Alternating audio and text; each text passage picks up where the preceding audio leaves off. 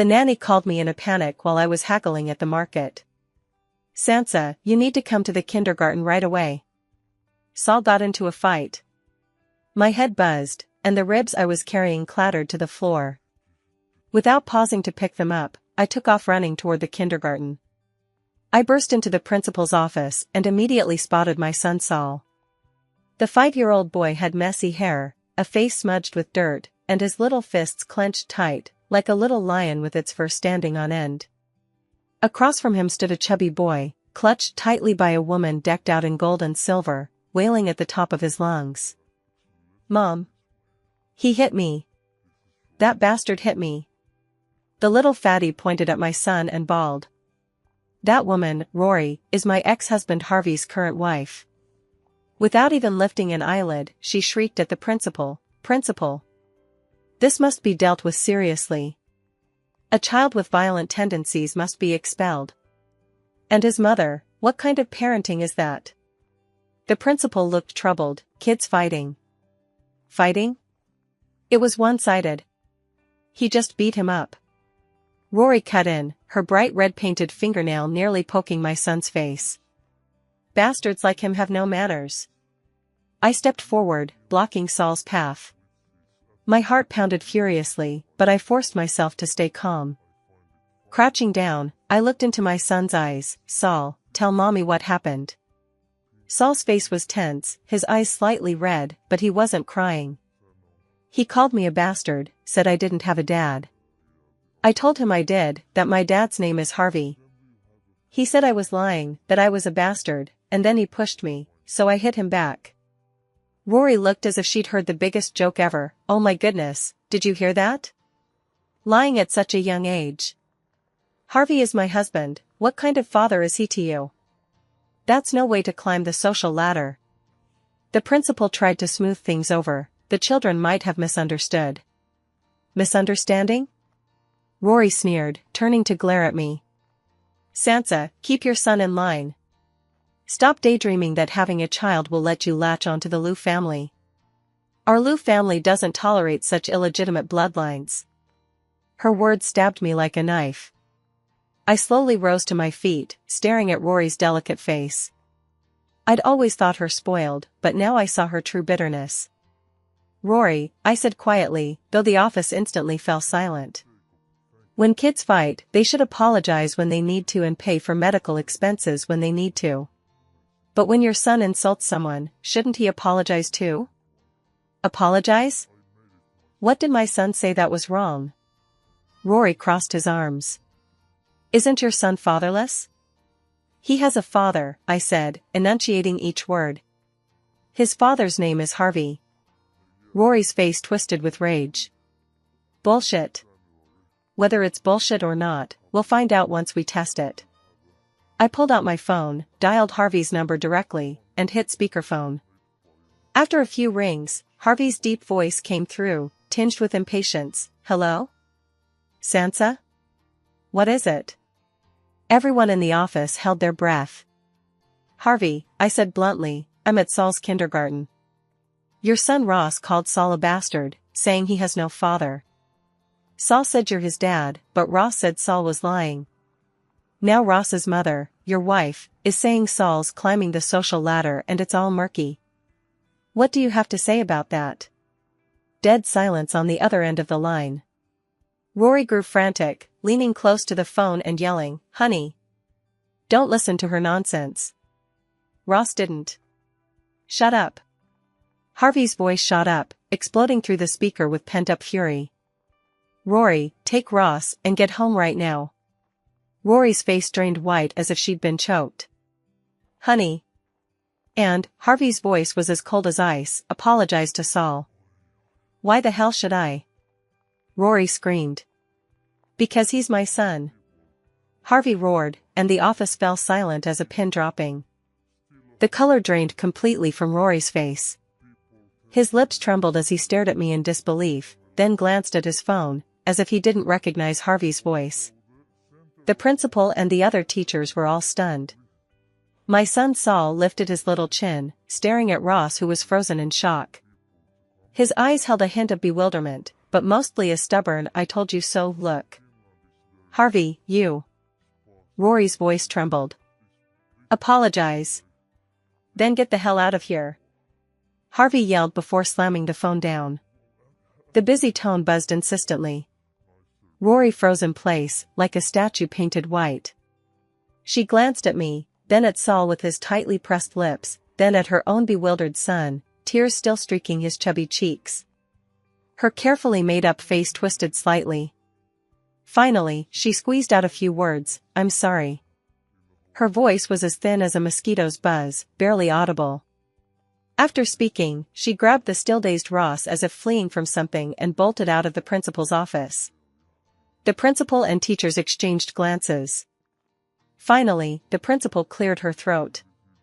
Sansa, Saul's mom, about this matter. Principal, I'm sorry for the trouble this has caused the school. I took a deep breath to calm the storm raging inside me, then took Saul's hand. Saul was wrong to hit someone. I'm apologizing to the school on his behalf. I will compensate Ross for his medical expenses and emotional distress. We'll head back now. Without another word, I pulled Saul out of the kindergarten. The setting sun stretched our shadows long. The little guy walked quietly beside me for a while, his small hand clutching my fingers tightly. Mommy, he lifted his little face, his eyes shining brightly, is Daddy really that uncle? My throat tightened. I crouched down, meeting his gaze. Yes, he is your daddy. I'm sorry, Saul. Mommy never told you before. Saul blinked his eyes and suddenly asked, then why doesn't Daddy want us? This question feels like a thorn, piercing unexpectedly into the softest part of my heart. How can I explain betrayal and scheming in the adult world to a 5-year-old? Tell him it's because his mother was poor back then, because his father chose a wealthier family? It's not that I don't want to, I said, trying to keep my voice steady as I ruffled his hair. Daddy has his own difficulties. The adult world is complicated. Saul seemed to understand only partially, but he didn't press further. Instead, he rested his little head on my shoulder. It's okay, Mom. Having you is enough for me. And, he clenched his tiny fist, I'm really strong. I can protect you. Back home, I'd just settled Saul in when my phone rang. The screen flashed Harvey. I stepped out onto the balcony and answered. Sansa, Harvey's voice sounded weary, thick with the smell of smoke. I apologize for Rory and Ross today. You should be apologizing to Saul. My tone was flat. There was a pause on the other end. I'm sorry. Rory didn't know. She always thought Ross was our only child. Now she does. Another silence. We need to talk. What are we talking about? I asked. Are we talking about how you signed that child custody waiver without hesitation after learning Rory's family could give you the entire company? Or are we talking about how you never once showed up to see Saul all these years, even though you knew he existed? Harvey's voice caught in his throat. Back then, I had no choice. The Liu Corporation was on the brink of bankruptcy, only the Sioux family's investment could save it. My parents begged me on their knees. That agreement. I thought it was just a temporary measure. I was going to find a way. A stopgap measure? I couldn't help but sneer. Harvey, Saul is 5 years old. Your stopgap measure sure has lasted a long time. Over these 5 years, you've had countless opportunities. Not when you got married, not when your son Ross was born, not when you threw lavish parties for his full moon or first birthday. Now, are you afraid Saul's presence might tarnish your glorious image as Harvey's father? Or are you afraid Rory will find out and cause trouble? No. Harvey denied urgently. I regret it. Sansa, I truly regret it. Seeing Saul, he looks so much like me. He looks like you, but he's not your plaything, to be teased when you feel like it and cast aside when you're busy. I cut him off, my chest tight with frustration. Harvey, stop interfering in our lives. That agreement was signed and sealed, you relinquished all rights, and Saul has nothing to do with you anymore. Be a man and honor your commitment. That agreement has no legal standing. Sansa, Saul is my son, and I have the right to. Rights? I sneered. Harvey, your so-called rights mean letting people point their fingers at your son and call him a bastard? Your rights mean letting your current wife publicly humiliate him? We, my son and I, can't afford such rights. Only heavy breathing remained on the other end of the line. Sansa, he spoke again, his voice hoarse, give me a chance to make things right. I know nothing I say now feels like much, but I want to see him, to take responsibility.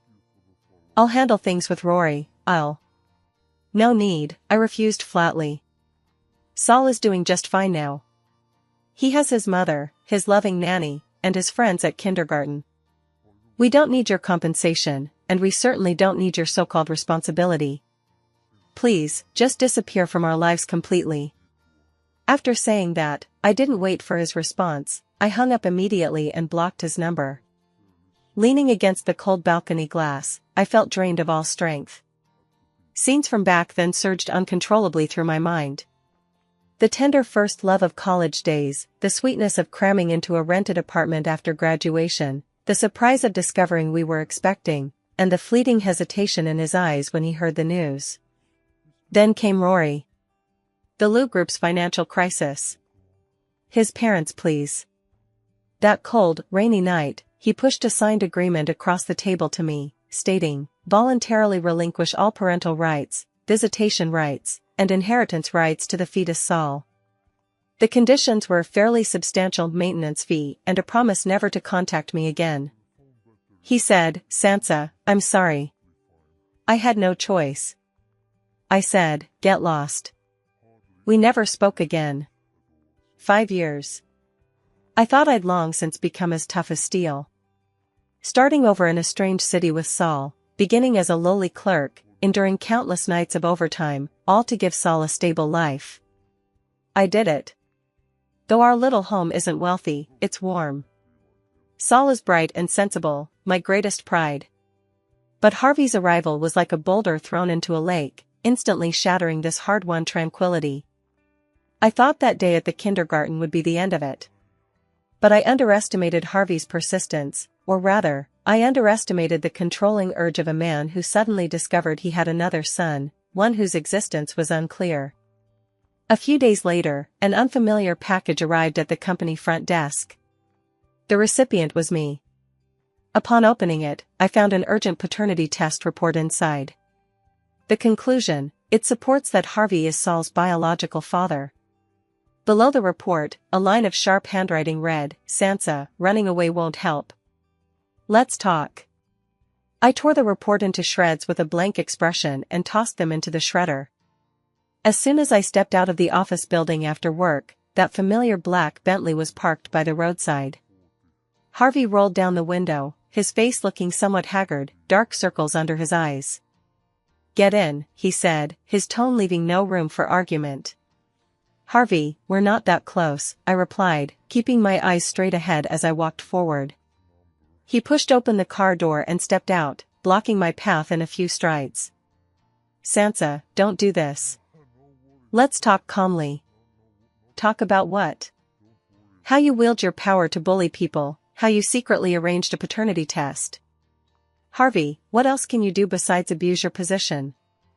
I stared at him coldly. I just need to confirm. His eyes were bloodshot. The moment I saw that report, I knew how utterly wrong I'd been.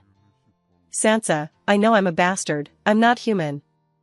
But Saul, he's my flesh and blood.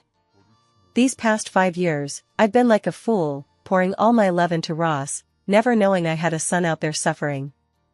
He's doing just fine. I raised my voice. He's not suffering. Without you, we've actually had peace. Peace? A flicker of pain crossed Harvey's eyes. Raising him with the stigma of being fatherless is peace? Sansa, I understand your hatred for me. But you cannot take away my right to be a father, nor can you take away Saul's right to have one. Rights? Do you even deserve to utter the word father? I seethed. When Saul had a fever of 104 degrees Fahrenheit and I was running him up and down the hospital halls alone, where were your rights? He woke up crying in the middle of the night, asking for his dad. All I could do was hold him and tell him that when his dad was working far, far away, where were his rights? When Ross was learning horseback riding and golf at an elite kindergarten, and Saul could only gaze longingly at toy cars and shop windows, where were your rights then? Harvey was forced back step by my relentless questioning, his face growing paler by the second. Harvey, stop trying to fool yourself with that phony fatherly love. You just suddenly found yourself with a son, thought it was novel, and decided it was time to exercise your Harvey privileges. My son and I aren't tools for you to flaunt your supposed paternal glory. I walked around him and hurried away. He stood there, not following. I thought my firmness would make him back down. But I was wrong. A man like Harvey, accustomed to control, once he sets his sights on a target, won't let go easily. He stopped calling me and stopped trying to stop me. But he began to appear relentlessly at the edges of Saul's and my lives. After Saul's kindergarten dismissal, I occasionally spotted that black Bentley parked at the street corner.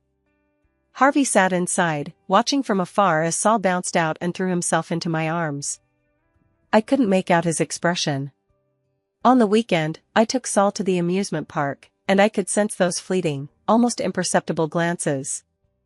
Whenever I turned around, I'd spot a tall figure wearing sunglasses and a hat, blending into the crowd.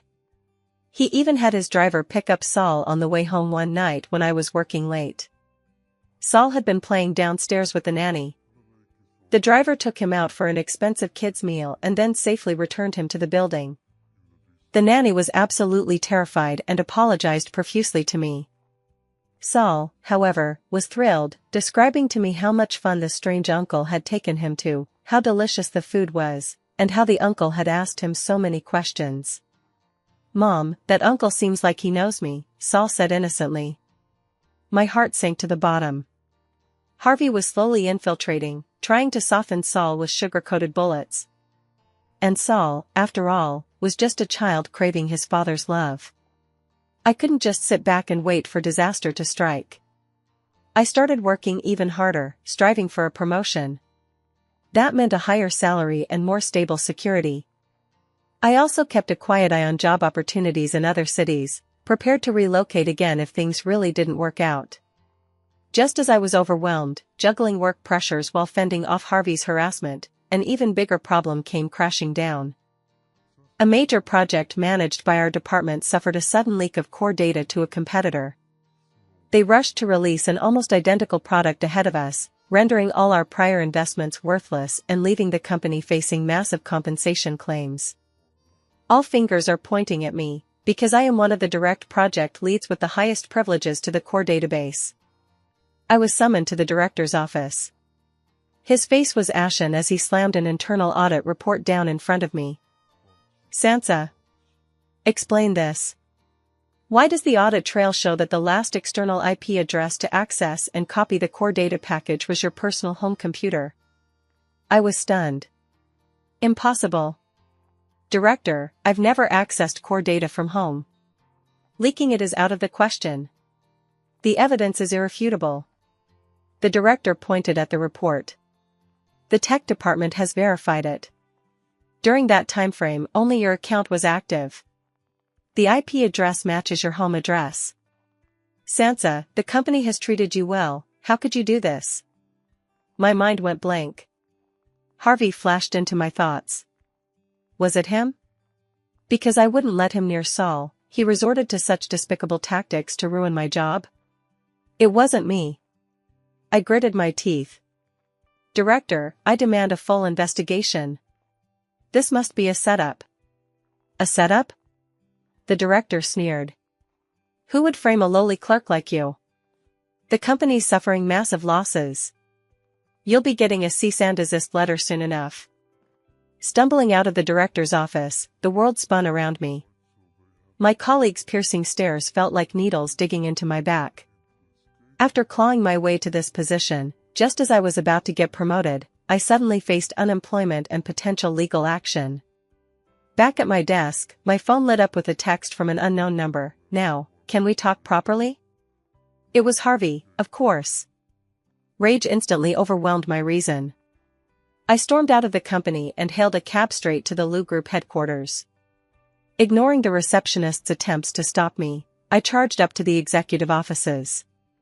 "Harvey! Get out here!" My voice echoed through the empty corridors. The secretary panicked and tried to stop her. "Miss, you can't go in. Harvey is in a meeting." The conference room door was yanked open. Harvey and a group of executives emerged. Seeing it was me, he froze for a moment, then frowned. "Sansa? What are you?" "Despicable." I stormed up to him, trembling with rage. "Just because I stood in the way of you claiming your son, you resort to such underhanded tactics to sabotage my career? Harvey, you're utterly shameless." The surrounding executives exchanged stunned glances, the room erupting in an uproar. Harvey's expression darkened instantly. He grabbed my arm and warned in a low voice, "What nonsense are you talking about? Come with me to the office." "Let go." I yanked my hand free, my voice sharp. "I'll make this perfectly clear right here. You just want to claim Saul, don't you? Well, I'm telling you, you can forget it. Even if I end up in jail, even if I have to take Saul out begging, I'll never let someone like you lay a finger on him." Harvey's patience seemed to have run out, his gaze turning cold and sharp. "Sansa, calm down. Your work issues have nothing to do with me. Stop throwing a fit here. It's none of your business?" I pulled out my phone and flashed him the text message. "What's this? Isn't this from you? Aren't you the one threatening me?" Harvey glanced at the text message, his brow furrowing deeper as a flicker of doubt crossed his eyes. "That number isn't mine. I never sent you a text like this. Keep pretending." I didn't buy it for a second. Just then, my phone buzzed again. It was that same unfamiliar number. This time, a new text message arrived, its contents sending a chill through me. "Mom, that strange uncle took me out for a nice meal. He said he'd take me to even more fun places, and that he wouldn't tell you. It's Saul." Harvey had them take Saul away? "Saul!" I screamed, terror gripping me as darkness clouded my vision. "Harvey! Where did you take Saul? He's just a child. Take it out on me instead." Harvey's face turned ashen the moment he saw the text message. "What? I didn't. How could I possibly have someone take Saul away? The text is right here. And you're still denying it." I nearly broke down, lunging at him and pounding his chest. "Give me back my son. Harvey! You're not human." Chaos erupted. Security rushed over to pull me away. Harvey grabbed my wrist with force, his grip tight and his voice urgent and stern as never before. "Sansa! Look at me. I swear, I never had anyone take Saul away. That text wasn't from me. There must be something wrong with this." The shock and worry in his eyes didn't seem fake. I froze, my muddled mind clearing just a little. Not him? Then who? Who would kidnap Saul? Just to threaten me? "Call the police.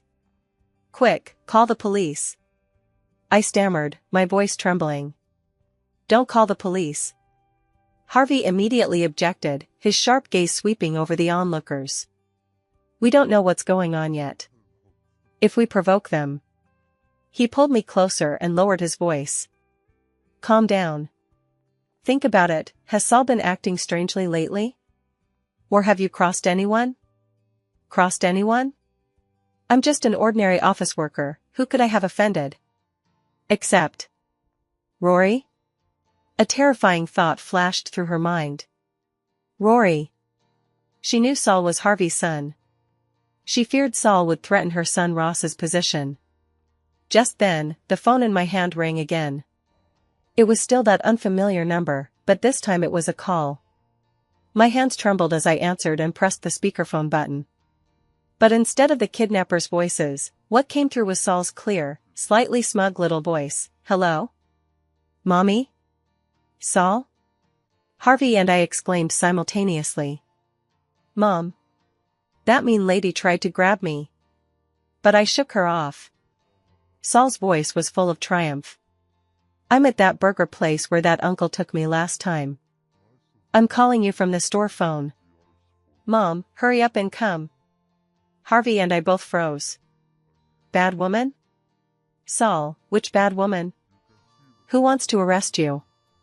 I asked urgently. That's the chubby kid's mom. All dressed up in flashy clothes. Saul said.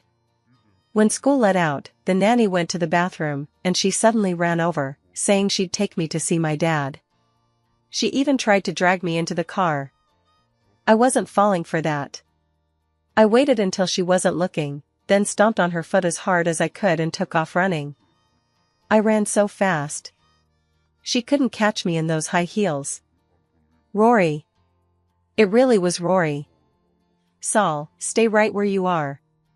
Mom will be there soon. No, give the phone to the waitress at the restaurant. I ordered urgently. Soon, a gentle female voice came through. I told her I was the child's mother and asked her to please watch over Saul, we'd be there right away. After hanging up, I felt almost drained, my back drenched in cold sweat. Harvey's face was an alarming shade of dark blue, with veins throbbing on his forehead. Without a word, he grabbed my arm and dragged me toward the elevator. What are you doing? I struggled. Get in the car. We're picking up our son. His voice was strained with pent-up fury. We rushed to the fast food restaurant, where Saul was sitting quietly by the window, a cup of Coke in front of him, nibbling on fries. His eyes lit up when he saw us. Mommy. Uncle. I rushed over and hugged him tight, my heart still pounding. Saul. You scared the life out of me. Harvey stood nearby, watching his unharmed son.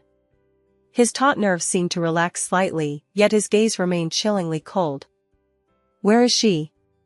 Harvey asked Saul, his voice deliberately level. Saul pointed outside. She chased me in her car, but when she saw me run into the store with all these people, she drove off. She was speeding like crazy. Harvey pulled out his phone, dialed a number, and spoke in a voice as cold as ice, track Rory's current location. Immediately. After hanging up, he looked at me with a complex expression, a mix of lingering fear, anger, and an indescribable weariness. Sansa, I'm sorry. This time, his apology sounded much heavier. I didn't handle it well. I made you and Saul worry. I held Saul, saying nothing. My heart was in turmoil. Harvey was a bastard, but at least this time, he seemed genuinely unaware. Let's go home, I said, exhausted. Harvey insisted on driving us home. The ride passed in silence. Saul must have been tired, he fell asleep in my arms. When we arrived at the apartment building, I carried the sleeping Saul out of the car. Sansa, Harvey called after me, I'll take care of Rory. And? He paused. About your job situation, I might be able to look into it. I paused in my steps but didn't turn back. No need. I'll handle this myself. The data leak now seemed even more suspicious. If Rory could target a 5-year-old, hacking into the company system to frame me didn't seem beyond the realm of possibility. A few days later, I received the company's official termination notice. The project failed, data was leaked, and I was held primarily responsible. Despite my insistence on a thorough investigation, the company was eager to distance itself from the blame and had no intention of digging deeper. On the very day I packed up my things to leave the company, Harvey's car pulled up outside again. He handed me a thick envelope. What's this? I didn't take it. Rory's confession, Harvey said grimly. She admitted hiring someone to hack into your home computer using technical means, remotely controlling it to steal your company's data. The goal was to frame you and keep you too busy to focus on anything else. I took the document folder in shock. Inside were bank transfer records, chat screenshots, and even a grainy audio recording. The chain of evidence pointed squarely at Rory. Why would she? I couldn't believe it. Jealousy. Madness. Harvey's eyes brimmed with disgust. She can't have children. Ross is a test tube baby. When she found out about Saul, she panicked. She feared Saul would threaten Ross's position and siphon off Lou family resources. So she wants to destroy you, preferably by making you and Saul vanish completely. His voice was thick with exhaustion and self-mockery. And I actually spent 5 years with a woman like that. What do you plan to do with this evidence? I asked. I'll hand it over to the police, Harvey said firmly. She must be held accountable for her actions. Additionally, I'll submit this evidence to your former company to clear your name. I paused. Innocence? Even if I proved Rory framed me, would the company take me back? Probably not. I'd already become the troublemaker. Thanks, I said, handing the file folder back to him. Harvey didn't answer. Here. This is the proof of your innocence you deserve. As for work. He looked at me. If you're willing, Lou Group welcomes you anytime. Or, I could introduce you to. No, thank you. I cut him off, picking up the cardboard box containing my personal belongings. Harvey, I appreciate your help this time. But our lives truly don't need your involvement anymore. Please, let go completely. I carried the cardboard box and turned to walk into the residential compound. The sunlight was a bit blinding. I knew Harvey was still watching me from behind. But this time I didn't look back. Life seemed to have returned to its previous course, yet it was completely different. I obtained irrefutable evidence of Rory's wrongdoing against me. To settle the matter amicably, my former company provided me with a reasonably decent severance package and promised not to issue any unfavorable references. After resting at home for a few days, I began submitting resumes to look for a new job. Harvey never showed up again. Only occasionally would Saul stare out the window and whisper to me, "Mommy, was that man really Daddy? Why doesn't he come see me anymore?" I'd stroke his head, unsure how to answer. One afternoon, the doorbell rang. Saul ran to answer it and exclaimed in surprise, "Uncle." My heart skipped a beat. When I reached the door, it was indeed Harvey. He was dressed in casual clothes, looking a bit more haggard than last time, and was carrying a large toy box. "Saul." He crouched down, offering the toy with a gentle voice. "This is for you." Saul's eyes sparkled as he looked at me. I sighed and nodded. Saul happily took the toy. "Thank you, Uncle." "You're welcome." Harvey ruffled his hair, then stood up and looked at me with an unprecedented solemnity and pleading in his eyes. "Sansa," his voice was low, "I know nothing I say will make a difference. What I owe Saul, what I owe you, it's an unpayable debt from the past 5 years." He pulled a document from his suit's inner pocket and handed it to me. I took it with a look of confusion. It was a property gift agreement. The contents stated that 5% of the shares in Lou Group under his name would be gifted to Saul unconditionally. I looked up at him in shock. 5% of Lou Group. That was an astronomical sum. "You don't refuse just yet," Harvey interrupted me, his gaze calm. "Let me finish. This isn't compensation, and I have no right to offer it. This is the only real thing I can do for him as Saul's father. These shares will be entrusted to a professional trust company for management. Until Saul turns 18, you will oversee their use as his guardian. This money will ensure he never wants for anything in life. Whatever he chooses to pursue, he will have ample capital to try." He paused, watching Saul happily unwrapping his toy on the living room floor, his gaze softening with guilt. "Sansa, I don't ask for your forgiveness. I only hope that Saul won't miss out on the choices he deserves in life because he has a bastard for a father. Let him not hate me too much." His voice was hoarse. I held the thin agreement in my hand, feeling as though it weighed 1,000 pounds. This stake would indeed resolve every future worry Saul and I had. It would free us completely from our financial struggles. But, by accepting it, does that mean tacitly acknowledging Harvey's presence in Saul's life? Does that mean accepting his fatherly love that arrived 5 years too late? "Harvey," I looked him straight in the eye, "money can't buy time, nor can it buy affection. What Saul ever needed was never any of that. Harvey gave a wry smile. I know. That's why I have another request. He pulled another folded piece of paper from his pocket and unfolded it. It was a photograph, a very old photograph. In the picture stood me, wearing my graduation gown and beaming with joy, alongside Harvey, equally young and full of spirit. The backdrop was our university campus. This is... I froze. I thought this photo had been lost long ago. I dug it out of the attic, Harvey said, his gaze complex as he looked at the photo. Sansa, could you take another picture of us? Right now, right here. Me and Saul, the three of us. I instantly understood what he meant. He wanted to make up for that missing family portrait from 5 years ago. He wanted to capture a moment to prove he had existed. I watched Saul in the living room, blissfully unaware as he happily played with his new toy. Then I looked at the man before me, his eyes pleading, seemingly aged overnight.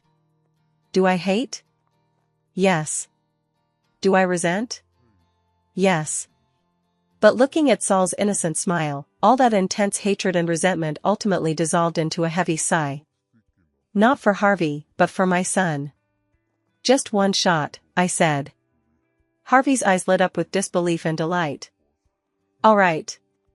Just one. He walked over to Saul, crouched down awkwardly, and forced a more natural smile. Saul, Uncle. Dad and you, and Mom, let's take a picture together, okay? Saul looked up, glanced at him, then at me, blinked his big eyes as if pondering, then nodded. Sure thing. Harvey pulled out his phone and activated the front-facing camera. I walked over and crouched down on Saul's other side. Harvey reached out his arm and gently wrapped it around Saul's small shoulders, holding his phone in the other hand. Saul sat between us, clutching his brand new toy car in one hand, while his other little hand instinctively reached out and took mine. In the frame, our three faces are pressed together. My expression is stiff, Harvey's smile strained and forced, while only Saul laughs carefree, revealing a few pearly white teeth, innocent and carefree. Click. The moment is frozen. Harvey stared at the photo on his phone screen for a very long time. His fingers gently traced Saul's smiling face on the screen, his eyes seeming to redden slightly. He silently sent the photo to my WeChat. Then he stood up, gave Saul one last deep look, and glanced at me. That gaze held so many emotions I couldn't decipher, regret, reluctance, release, before finally settling into calm. I'm leaving, he said softly. He turned and walked toward the door, his hand on the doorknob, then paused. Without looking back, his back to us, his voice low and clear, Sansa, take care of yourself.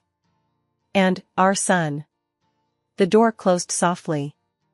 I stood still, staring at the freshly printed family portrait on my phone screen. In the photo, Saul was smiling the brightest. In the living room, Saul remained engrossed in playing with his new toy car, making vroom vroom sounds to mimic the engine. The warm glow of the setting sun streamed through the window, casting a soft light on the floor and enveloping his small, carefree figure. I walked over, sat down on the carpet, and gently pulled him into my arms. Mommy? Saul looked up at me. That uncle. Daddy, he corrected himself, pointing at the photo with his little finger, will he come see me again? I kissed his forehead and held him tighter. I don't know, sweetheart, I murmured, watching the dusk settle outside the window. But whether he comes or not, Mommy will always be here. Forever.